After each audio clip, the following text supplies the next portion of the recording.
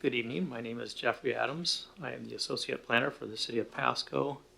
It is 6 p.m. Wednesday, December 11, 2019. We are here to conduct two public hearings. Before the hearings, Washington state law requires testimony in hearings be given under oath or affirmation. Therefore, before we begin the proceedings this evening, I would ask all of those that plan on speaking to stand and be sworn in.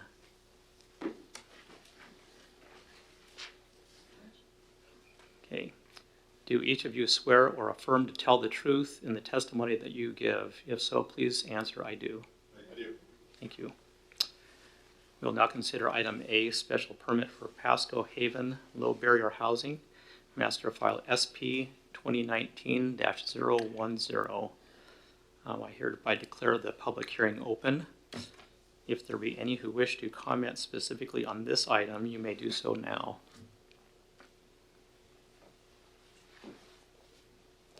Go ahead. Please go to the podium and state your name and your address. My name is Colin Hastings. My address is 10920 West Court Street in Pasco. I'm here representing the Pasco Chamber of Commerce as well too. Here to comment on the special permit for Pasco Haven Low Barrier Housing. This is one of these topics that I find kind of interesting as to how this development has occurred in terms of where Pasco has been cited as a location for low barrier housing. I will tell you from my first impression of what low barrier housing is, has changed a little bit based on communications with the association that's putting this on. According to the association, this housing unit, which they have plenty of properties in Spokane, has a 95% success rate. However, concerns that I do have about locating this in Pasco and this particular site in general begs the question as to why Pasco and why this site. The site that is selected is on Heritage, and the residents that Catholic Family Charities thinks that they're going to have primarily are chronically homeless, in addition to potentially having a history with drug addiction as well as disabilities and maybe veterans as well too. Therefore, they don't have much access in terms of transportation. This site that is being proposed is somewhat isolated on Heritage. The nearest market, just for I would say there's two convenience stores within about a half mile. Those convenience stores within walking distance can be done. However, that pathway or the lane of travel that they would be taking on Lewis Street is not sidewalked, and the speed limit there is 40. I think that provides a unsafe situation for potential residents there, as well as any other services within the area. Just doing quick research, those residents that could be potentially there, if they need a pharmacy, are going to have to travel almost 2 miles into downtown Pasco to get to Rite Aid. Now, if they are to take public transportation, which is available there, I think they have stops there every 30 plus minutes or so, it will still be a travel time of over 30 minutes for them to get 2 miles for any sort of pharmacy, drugs, or anything else that they may need. From my perspective and the Pasco Chamber's perspective, that this is not an ideal location that Catholic Family Charities is proposing. One other mention too is groceries as well too. That's even further away from the Rite Aid in downtown Pasco. Again, that's over a 30-minute bus ride that they would need to take just to get any sort of basic necessities for living. Questions that I do have is that I know can't be answered here, but I want to pose them on the record is why Pasco was chosen as a site. There are other areas within the whole Tri-Cities region that would offer much more amenities and services like healthcare in a more densely populated area, whether it's in Kennewick and or Richland. Pasco was chosen. I understand that Spokane Diocese, who is pushing or is here to get this special permit, is limited in terms of what their boundaries are, because the Spokane Diocese stops at Franklin County. But I was told that the Spokane Diocese and the Yakima Diocese do work together on similar projects. So in terms of what Pasco has become over the last couple decades with the community support and the leadership of council and our police and our first responders, we're now the third safest city in the state of Washington, the safest city in the Tri-Cities in terms of property damage and violent crimes among the highest indicators in those studies, and it's 2 years in a row. As the Pasco Chamber, we want to maintain that image. We feel like over the history of Pasco that it has not had an image like that, even within our neighbors from Kennewick or Richland. Locating a homeless shelter of this sort, I think, goes to the contrary as what we're doing. One other item of note that I want to bring up is the success rate of Catholic Family Charities in their in their success rate of this long-term housing for the chronically homeless. Their studies show that they actually have a 95% success rate of their citizens or of their residents being long-term residents. They don't allow marijuana or any illegal drugs. I think that there are interests within the city thinking that this will centralize an area for first responder calls. But based on the numbers that Catholic Family Charities has mentioned with their 95% success rate, that there won't be a higher concentration of calls to one area. I think the issues of, unfortunately, calls that are high propensity from the chronically homeless, whether in undesirable areas to send paramedics or such, say in dark alleyways or behind businesses, or actually trying to find the responding party as well too, creates some issues. I don't think that this proposal alleviates the benefit of having these responses be reduced. Again, just citing their numbers that they have a very high success rate, a very high tolerance of intolerance, whereas if one of their residents commits a crime within 3 days, and if they're arrested within 3 days, they will be served eviction notices. So based on what information I've gathered, I just don't think this is a good thing for Pasco to move forward on. I don't think the city of Pasco should sell this land to Catholic Family Charities. If Catholic Family Charities really wants to serve our community and make sure Pasco residents are the beneficiary of solving the homeless, chronically homeless issue here, which, as a side note, I don't think that a vast majority of Catholic Family Charities clients are going to be Pasco residents. It's a referral-based system, and there's nothing within the Equal Housing Act that would prohibit them from denying residency because of their where they're coming from. So I believe that we'll get a lot of referrals from outside of the area, even letters of support coming from Kittitas County for this facility to be put on in Pasco indicates the fact that there's a need for this, which I'm not going to argue that there is a need possibly for a facility like this, but I don't think the site is worthy because of the access issues to basic living needs, as well as possibility of Kennewick and Richland stepping up and also helping with this community-wide problem. So thank you for hearing me out. I'm happy to answer any sort of questions if there are any. And just for the audience and the viewers, clarification, tonight we are conducting a hearing because it was advertised. However, as you'll notice, there's no hearing examiner here. We're continuing this hearing until January, the second Wednesday in January, because proper notification to surrounding property owners did not occur. So we're preparing that for distribution on this coming Friday. They will be notified that they will be able to testify on the second Wednesday, I think it's January 8th. And that's why there's no hearing examiner. But since we're advertising, or since we have advertised tonight in the newspaper and word of mouth, you're certainly welcome to provide testimony here tonight. It's being recorded and televised, so the hearing examiner will be able to review the comments that are given tonight as part of the record. Question, based on the documents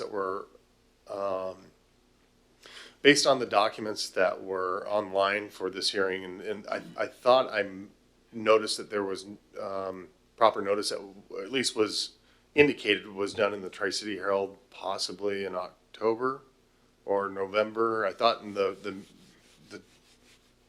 drafts or in the packet that there was something that pointed to that. So did that not occur? That did not occur. The Tri-City Herald advertisement occurred. The staff report contained a finding that notification was given. That finding is in error. Okay, because the neighbors within, is it 300 feet? 300 feet of the exterior boundaries, yes. And that hadn't happened? That has not happened. Okay. But it will happen so that those will be afforded an opportunity to be contacted and provide testimony on January 8th. Okay, that concludes my remarks. All right, thank you. And we're going to take a quick break so we can try to work on a technical issue here and get the packet loaded on the PowerPoint so that people can see it on the screen.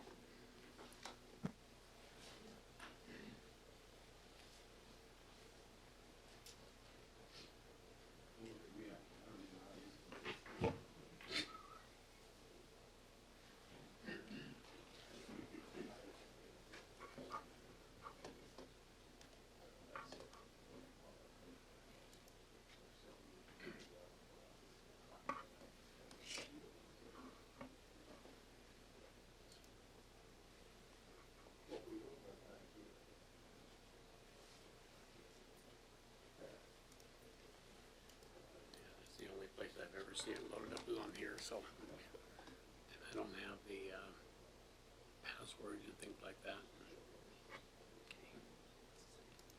But you may have it there. I don't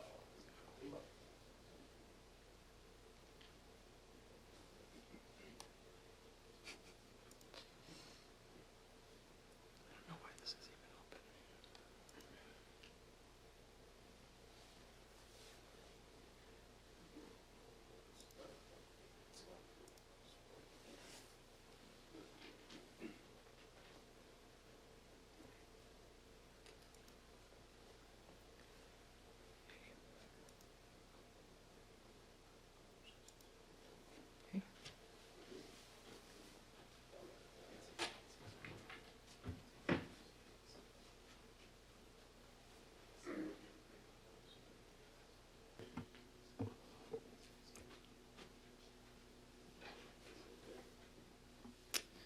This is why we always bring a backup drive.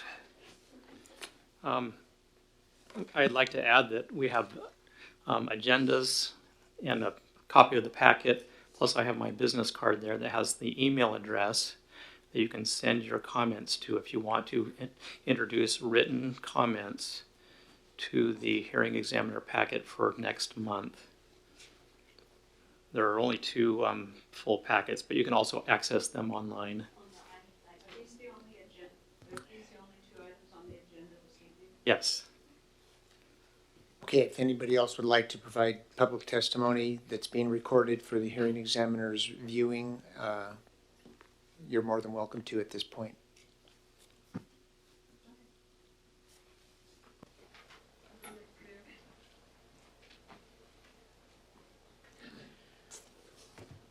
Good evening. My name is Rolando Rodriguez. My address is 7909 West Reading, Pasco, Washington.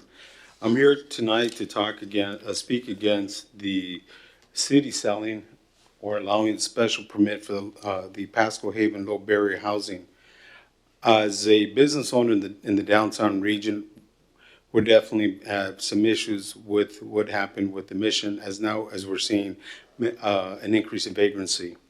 So it's a business deterrent, and this will only add to it. Second and most important, I believe that the city of Pasco, which will eventually become the largest city in the Tri-Cities, can have better use of that property. That's by selling the property to businesses as opposed to an organization that's going to be providing services tax-free. My concern with the entire project, as it was described to us by the Spokane Diocese, was their data. They collected data based on Spokane. They indicated that it cost approximately $100,000 to remove a homeless person over the year and provide service to him, and that they would be saving approximately $70,000 per person. I think those numbers exaggerated. I would love to see the data so they can provide that to us so we can pull out our calculators and find out. My assumption is they're exaggerated. Number two, the data for indicating that we need this particular type of housing is based on a report completed of the entire Tri-Cities, not Pasco. It would be best if the research, this additional data gathered specifically on chronically homeless in the Pasco region so that we can eventually provide services that they need that may include using our current existing services much better to provide a culturally language appropriate service, which would allow us to use our existing services and not add more or increase the cost. So I don't see it as being very cost effective. I also have an issue with the services that, as were explained to me, that they would be providing to their clients. They indicate they would have licensed mental health therapists. If you look at the labor market right now, licensed mental health therapists are in high demand. There's very few of them. It's highly unlikely that they would provide services want to work there. And specifically, we have a large Latino community here. If you're a licensed mental health service provider and you're bilingual, you are definitely top demand and can expect to get paid handsomely. So it's highly unlikely that Spokane Diocese will be able to provide that type of services. Last, they provide, according to the information that's provided to me, vocational rehabilitation. Given the disability or the disability conviction, the substance abuse issues that the tenants will have, they will be limited to unskilled occupations that are light physical demanding, in the light physical demanding category, and that right now there is a large population that's able and willing to perform those jobs for our current employers at the wage and work conditions. So there will not be providing the type of workforce that Pasco needs in the future if we're going to compete with the rest of the cities or other states. So this really does not bring any benefit. Worst, it's going to have a negative impact on recruiting businesses to Pasco, because we'll continue to have that image that we are just a poverty town. You can keep dumping all the social ills in Pasco, and that we're just going to stay here and take it. And I say no mas. As a business owner downtown, I want to get rid of the vagrancy. I want to recruit businesses that will make Pasco succeed, increase our tax base, and reduce the services to our police and fire department. This has absolutely no value at all. Thank you very much. Thank you. Anyone else wishing to speak on this item? Please state your name and your address. Russell Glatt, 5 Sunflower Court, Pasco, Washington. And the reason I'm here tonight too is I oppose this project. I see Pasco as a very welcoming city over numerous decades here in Pasco. And as evidence of that, the Union Gospel Mission has a brand new facility. And unfortunately, I see things in Pasco worsening with homelessness, especially in our downtown area.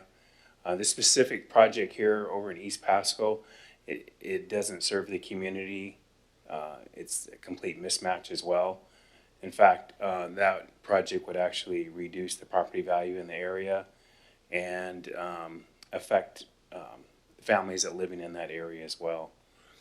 And this project also too is basically, like Mr. Rodriguez spoke a few minutes ago, it's basically attracting poverty, homelessness, chemical dependency issues from outside of our community. We need to focus on Pasco and recruiting businesses to come to our area to provide jobs and support the economy, not taking care of issues of surrounding communities. Thank you. Thank you. Anyone else wish to speak?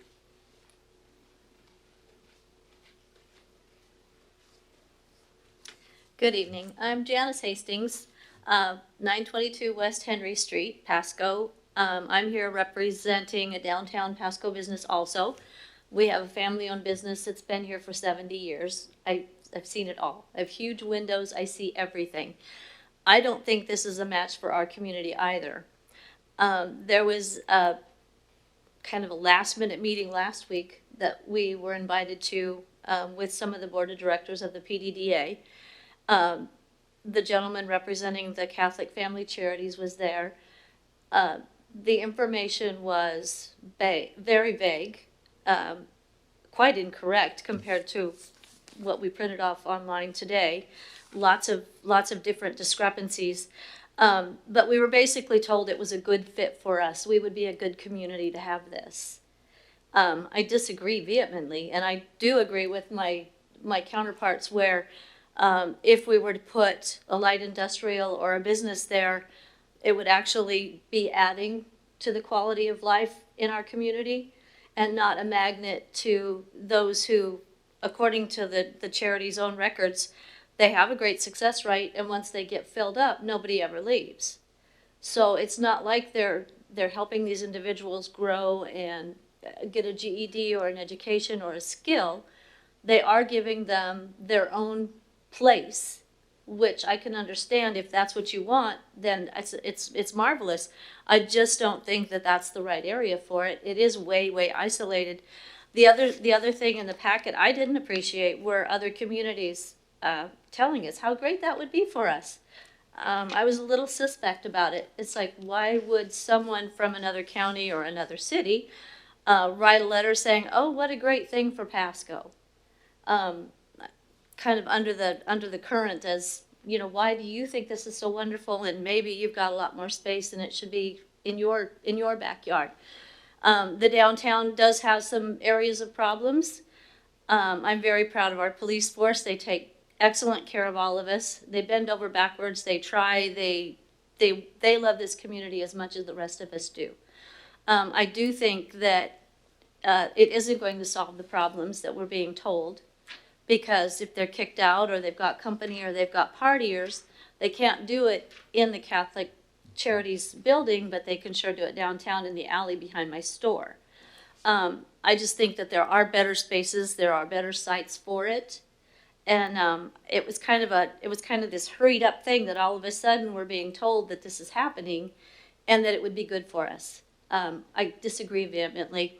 I appreciate the time, and if you have any questions, I've got big windows. You guys want to come see what's going on downtown?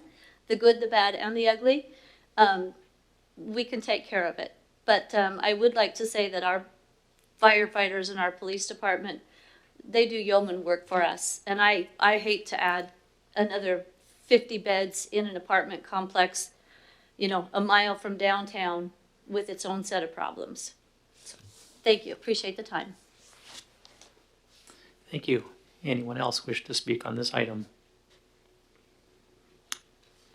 And please remember, this is being recorded and televised, so the hearing examiner will get a recording of tonight's meeting probably within 10 business days, and she will have the ability to review that very much in time for the January 8th, 2020 hearing examiner meeting. Any questions? Okay, thank you. Okay, this hearing will be continued to the January 8, 2019, or 2020 meeting, excuse me. We'll now proceed to item B on our agenda, which is a preliminary plat for Cedar Avenue, master file number PP 2019-005.